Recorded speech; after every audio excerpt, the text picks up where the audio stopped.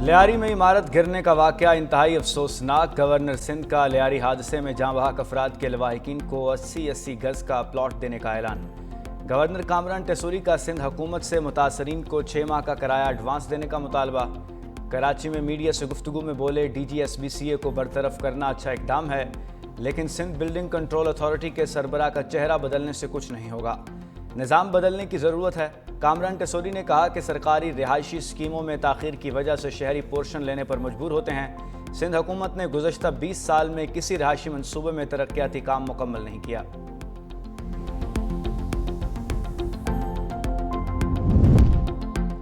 لیاری میں 5 منزلہ عمارت گرنے کا واقعہ، سندھ حکومت ان ایکشن، تحقیقات کے لیے 5 رکنی کمیٹی تشکیل دے دی۔ کمشنر کراچی حسن نقوی کمیٹی کے چیئرمین مقرر۔ کمیٹی عمارت گرنے کی وجوہات اور ذمہ داروں کا تعین کرے گی، مستقبل میں ایسے واقعات کی روک تھام کے لیے تجاویز دے گی۔ لیاری میں عمارت گرنے کے واقعے میں 27 افراد جاں بحق ہوئے تھے۔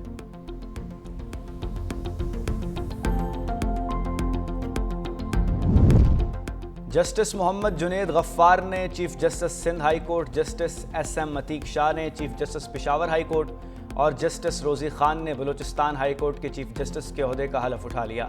چیف جسٹس اسلام آباد ہائی کورٹ کی حلف برداری تقریب کچھ دیر بعد ہوگی۔ صدر مملکت آصف علی زرداری جسٹس سردار سرفراز ڈوگر سے عہدے کا حلف لیں گے۔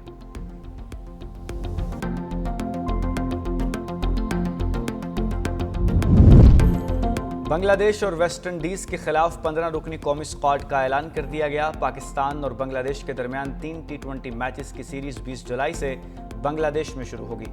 سلمان علی آغا کپتان، ابرار احمد، احمد دانیال، فہیم اشرف، سائم ایوب، فخر زمان، محمد حارث، خوشدل شاہ، حسن نواز ٹیم میں شامل۔ 15 رکنی اسکواڈ میں حسین طلعت، عباس افریدی اور محمد نواز کو بھی شامل کیا گیا۔ صاحبزادہ فرحان، سفیان مقیم اور سلمان مرزا بھی ٹیم میں شامل۔ پاکستانی ٹیم بنگلہ دیش کے خلاف سیریز کھیلنے کے بعد ویسٹ انڈیز روانہ ہوگی، جہاں 3 ٹی20 میچز کی سیریز 1 اگست سے شروع ہوگی۔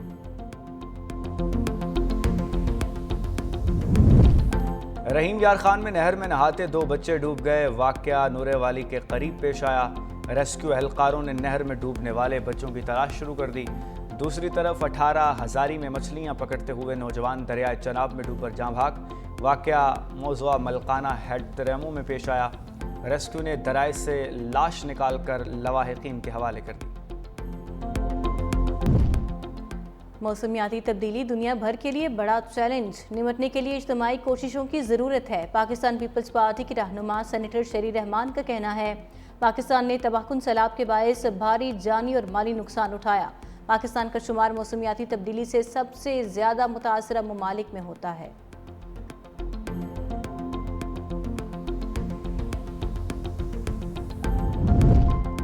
راولپنڈی میں 86 بوسیدہ اور خستہ حال عمارتیں خطرناک قرار۔ بوسیدہ عمارتیں بھابڑا بازار، لنڈا بازار، سید پوری گیٹ، راجہ بازار، موچی گیٹ، ڈنگی کھوئی اور دیگر علاقوں میں موجود۔ میٹروپولیٹن کارپوریشن راولپنڈی کا خطرناک عمارتوں کو فوری خالی کرانے کا حکم، مالکان کو انخلاء کے نوٹس جاری کر دیے۔ موسلادھار بارش کے باعث بوسیدہ عمارتیں کسی بڑے سانحے کا سبب بن سکتی ہیں۔ مالکان 15 دن میں یا تو عمارت کی مرمت کروائیں یا مخدوش حصہ گرا دیں، ورنہ کارروائی کی جائے گی۔ اور پشاور ہائی کورٹ نے مسلم لیگ نون کی مخصوص نشستوں کی تقسیم کار کے خلاف دائرہ درخواست پر محفوظ کر لیا۔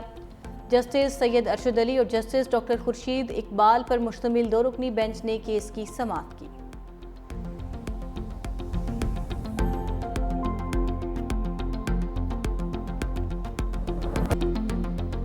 اسرائیلی وزیر اعظم نے بھی امریکی صدر کو امن کے نوبیل انعام کے لیے نامزد کر دیا۔ وائٹ ہاؤس میں عشائیے پر امریکی صدر سے اسرائیلی وزیر اعظم کی ملاقات۔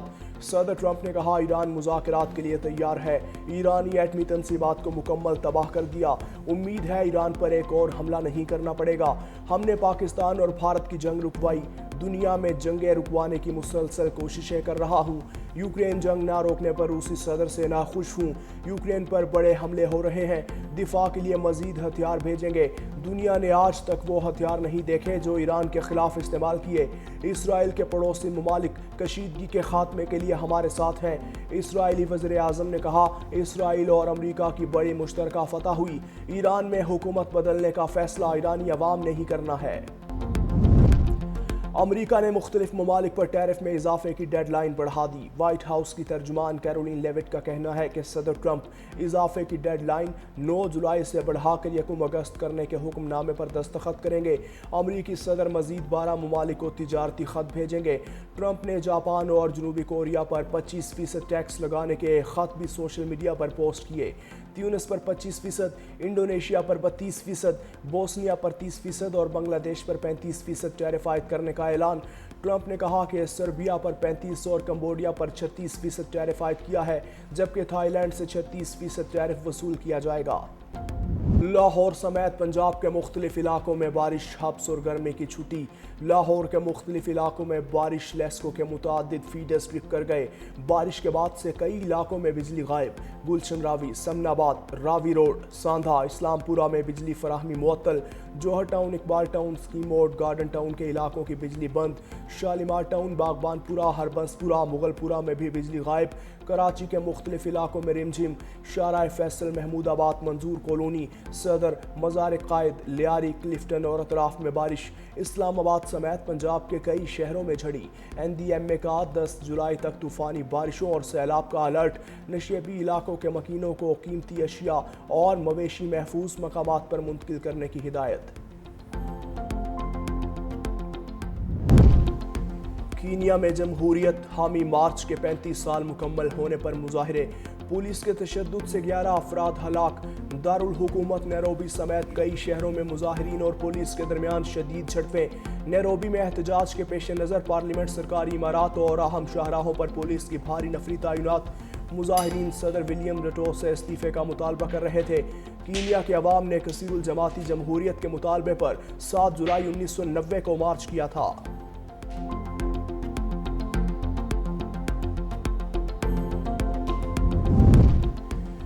چین کے زر مبادلہ ذخائر 33 خرب 17 ارب ڈالر تک پہنچ گئے۔ چین کی state administration of foreign exchange کے مطابق چینی معیشت ترقی کی اچھی رفتار کو برقرار رکھے ہوئے ہے۔ ماہرین کے مطابق اس اضافے کی بنیادی وجہ امریکی ڈالر کی دیگر بڑی عالمی کرنسیز کے مقابلے میں مسلسل گراوٹ ہے۔ پیوٹن نے برطرف کیا تو روسی وزیر نے اپنی زندگی کا خاتمہ کر لیا۔ روسی تحقیقاتی کمیٹی نے موت کی تصدیق کرتے ہوئے کہا، ستارویت ماسکو ریجن میں مردہ حالت میں پائے گئے۔ گاڑی سے برآمد ہونے والی لاش پر گولی لگنے کا زخم موجود تھا۔ موت کی اصل وجوہات کا تعین کرنے کے لیے تحقیقات جاری ہیں۔ امکان یہی ہے کہ ستارویت نے خودکشی کی ہے۔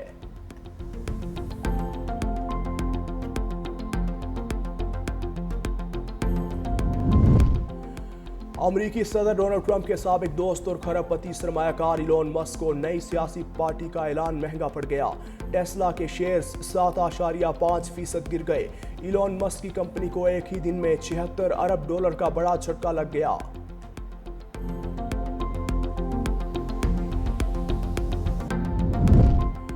پیرو میں 3500 سال پرانا گمشدہ شہر دریافت۔ ماہرین آثار قدیمہ نے شمالی صوبے بارنکا میں شہر کو دریافت کیا۔